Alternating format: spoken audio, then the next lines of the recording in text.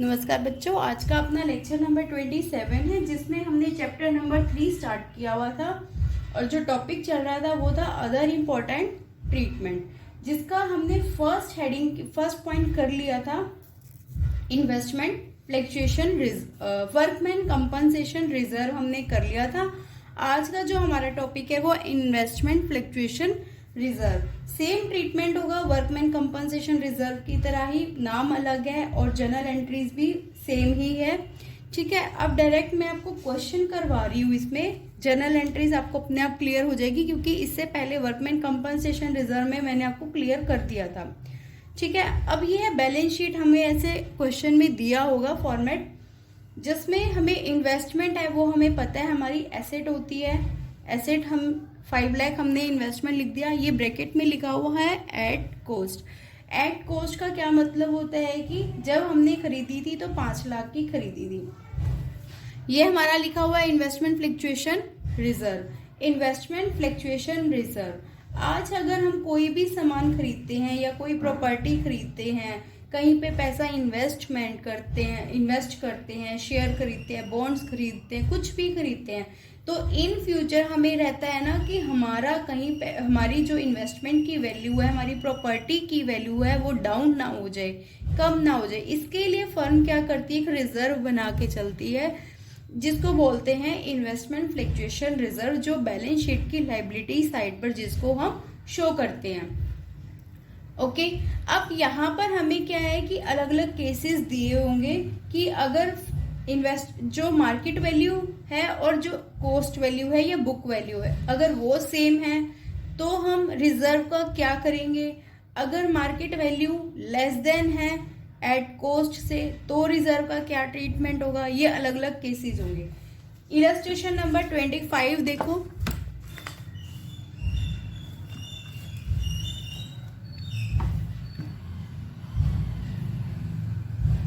Illustration number 25।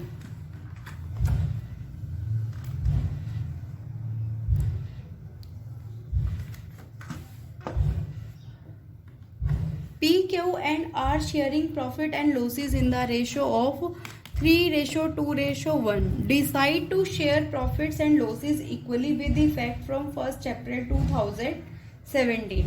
Following is an extract of their balance sheet as on 31st March 2017.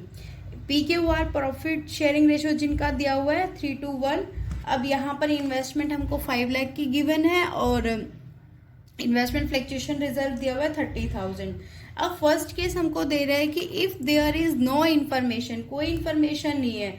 Second दे रहा है if the market value of investment is ₹5 lakh, अगर market value भी investment की 5 लाख है और at cost भी 5 लाख है तो क्या होगा। If the market value of investment is ₹4,88,000, अब 5 लाख से 4,88,000 होगी तो 12,000 कितने कम हो गए अपने, 12,000 कम हो गए। 12,000 का क्या ट्रीटमेंट होगा इस रिजर्व में से।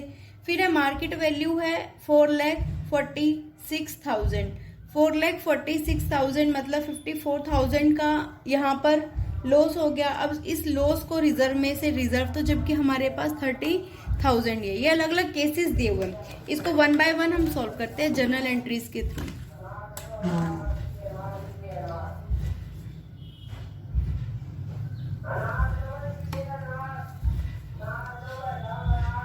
इलस्ट्रेशन नंबर है ये 25। अब यहाँ से इसका सॉल्यूशन स्टार्ट करते हैं डिफरेंट केसेस में जर्नल एंट्रीज।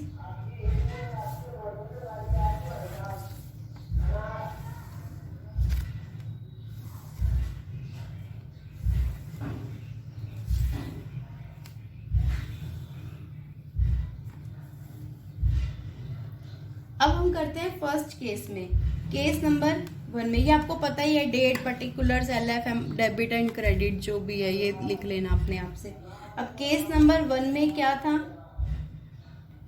जो इन्वेस्टमेंट कोई इंफॉर्मेशन गिवन नहीं थी, कोई भी इंफॉर्मेशन गिवन नहीं थी, तो फिर हम क्या करेंगे, इन्वेस्टमेंट फ्लक्चुएशन रिजर्व को क्या कर देंगे, account debit to old partner, old partners में इसको ट्रांसफर कर देंगे।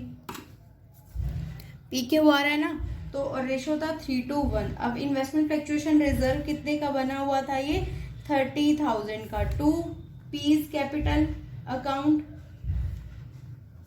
To Q's capital account, to R's capital account. 30,000 को 3:1 में जब डिवाइड करोगे तो अमाउंट क्या क्या आ जाएगी 15,000, 10,000 एंड 5,000।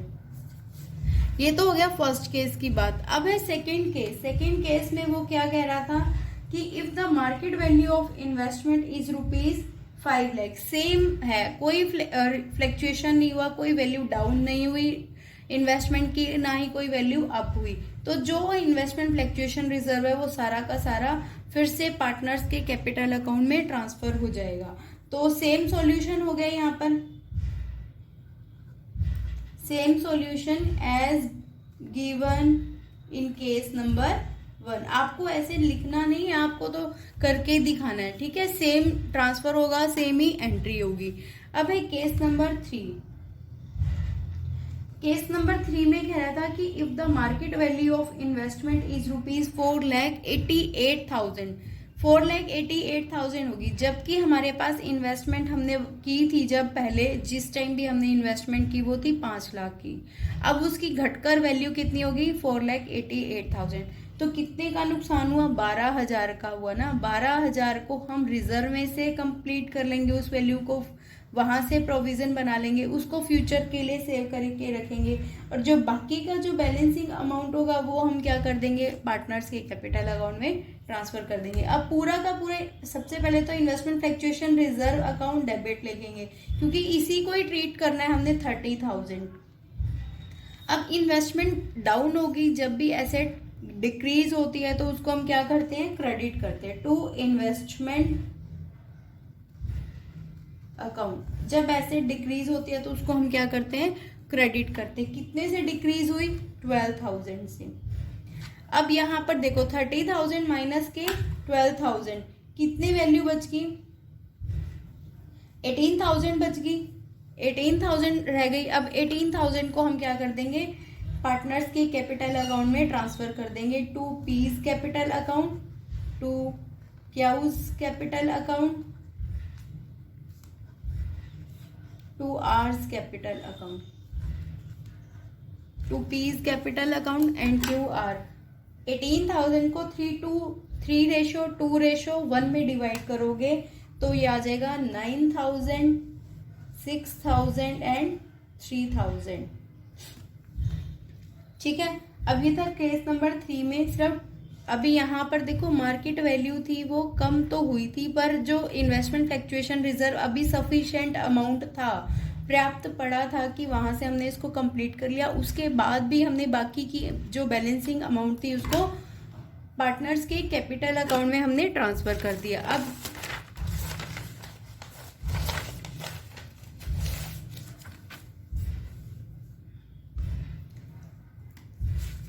जर्नल बना लेते हैं पहले इसका।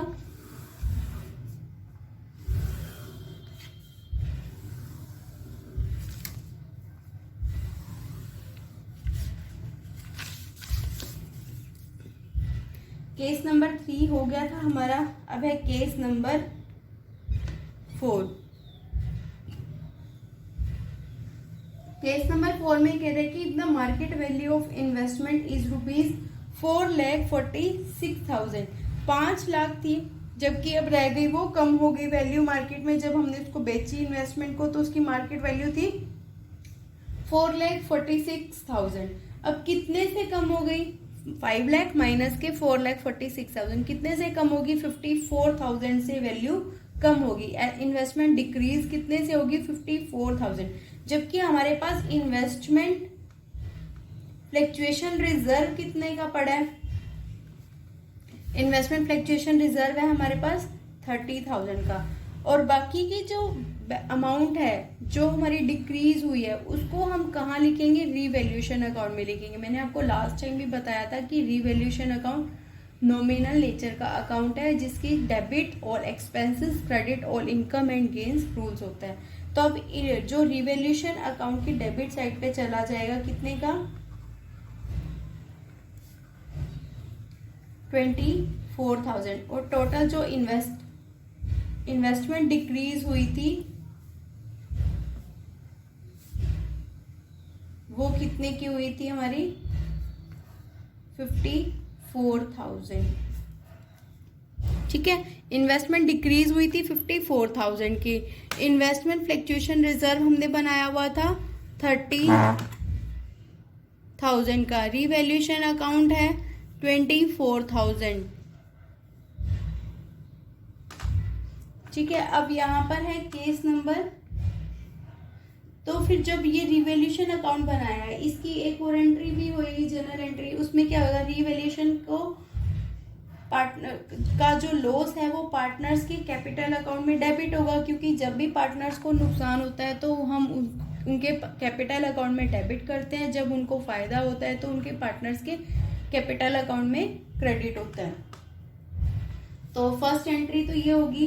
अब सेकेंड एंट्री क्या होगी, P capital account debit, Q's capital account debit, R's capital account debit to revaluation account.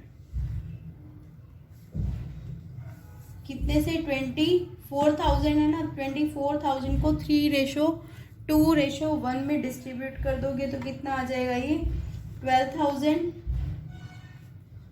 8,000 and 4,000। Clear. अब है केस नंबर 5, जिसमें इन्वेस्टमेंट की वैल्यू इंक्रीज हो रही है, 5,06,000 हो रही है। तो मतलब इन्वेस्टमेंट फ्लक्चुएशन रिजर्व को तो यूज ही नहीं किया। जब इन्वेस्टमेंट फ्लक्चुएशन रिजर्व का यूज ही नहीं हुआ तो उसको हम क्या कर देंगे, पार्टनर्स के कैपिटल अकाउंट में ट्रांसफर कर देंगे। सबसे पहले तो यही कर दो, investment fluctuation reserve account debit 30,000 old partners में करना है, to P's capital account,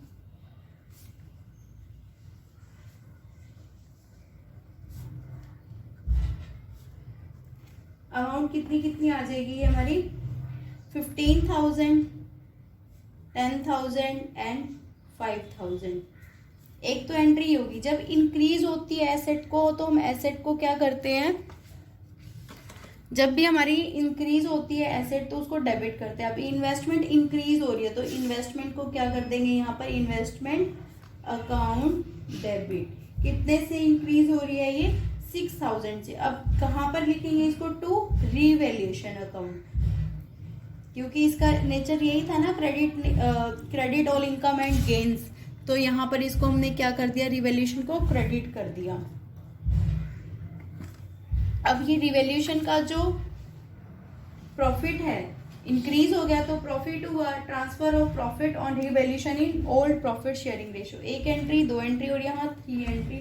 third entry क्या होगी, रिवैल्यूएशन अकाउंट डेबिट टू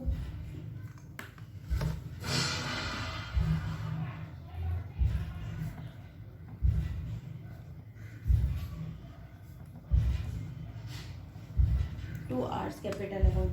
6,000 को हमने ट्रांसफर करना है 3:2:1 में। ठीक है, यहाँ पर ही आज हमारा सम कंप्लीट हो गया, टॉपिक भी कंप्लीट हो गया। इंपॉर्टेंट पॉइंट है, वर्कमैन कंपनसेशन रिजर्व और इन्वेस्टमेंट फ्लक्चुएशन रिजर्व दोनों ही इंपॉर्टेंट पॉइंट है। ये जब भी आगे हमारे सम आएंगे रिवैल्यूएशन में उसमें यूज होते हैं। ये हेडिंग पॉइंट दिया होता है रिवैल्यूएशन अकाउंट जब बनाना होता है हमें। एक यहाँ पर एक अलग सा पॉइंट भी है, अभी आपके इस चैप्टर में तो नहीं दिया हुआ, फिर भी देख लो एक बार। Employees provident fund, employee provident fund. अब आप लोग सोचोगे ये भी लायबिलिटी है, इसको भी ट्रांसफर कर दे। नहीं, इसको कभी भी पार्टनर्स के कैपिटल अकाउंट में ट्रांसफर नहीं करना, कभी भी पार्टनर्स के कैपिटल अकाउंट में ट्रांसफर नहीं करना। ये इम्प्लॉइज के लिए होता है, इम्प्लॉय के आगे फ्यूचर के लिए होता है, तो ये इम्प्लॉइज ही यूज करेंगे। इसका ऐसा कोई ट्रीटमेंट मत कर देना जैसे वर्कमैन कंपनसेशन का किया या इन्वेस्टमेंट फ्लक्चुएशन रिजर्व का किया। इम्प्लॉइज प्रोविडेंट फंड को कभी भी पार्टनर्स के कैपिटल अकाउंट में ट्रांसफर मत करना। ठीक है, आज का अपना यहाँ पर ये कंप्लीट हो गया। Okay, thank you for watching the video बच्चा।